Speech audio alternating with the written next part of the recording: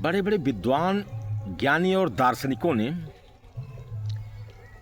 ईश्वर के बारे में बहुत चिंतन किया और दोनों तर्क बहुत मजबूती से दिए गए हैं कि ईश्वर है या नहीं है।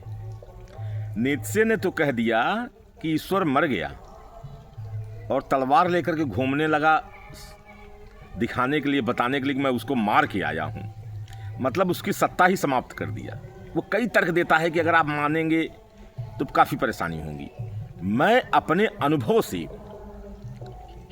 ये बता रहा हूं, कुछ तर्क दे रहा हूं आपको, आप समझें ईश्वर है या नहीं।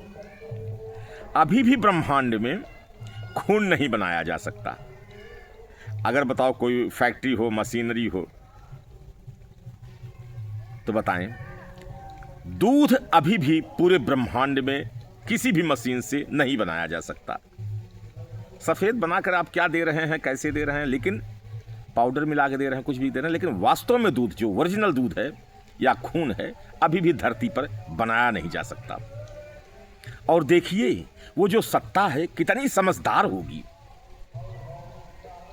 हो सकता फिजिकल फॉर्म में हो, कैसे हो, अभी भी मुझे वहां तक पहुंचने में समय लगेगा।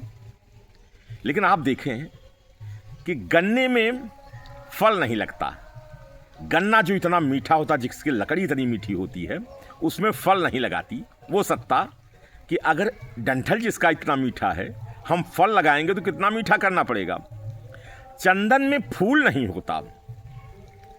आप देखें चंदन की लकड़ी इतनी सुगंधित होती है, महकती रहती है, अगर उसमें फूल लगा देंगे तो हमें किस कैटेगरी पर, किस लेवल पर उसको सुगंधित करना पड़ेगा।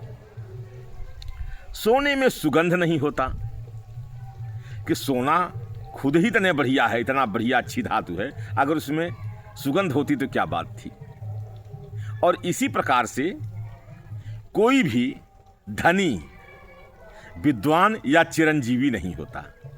चिरंजीवी बहुत लंबी उम्र और विद्वान नहीं होता धनी, क्योंकि तीनों गुण जिसके पास हो जाएं, धन भी हो, दिमाग भी हो और लंबी उम्र भी हो, तो आप बताओ समाज में दूसरों को रहने देगा वो? इस सत्ता का ताना बाना बिगड़ जाएगा। तो जो भी होगा वो बहुत ही बेहतरीन, बहुत गजब की चीज़ होगी। ये आपके ऊपर छोड़ते हैं कि आप तर्क से समझें।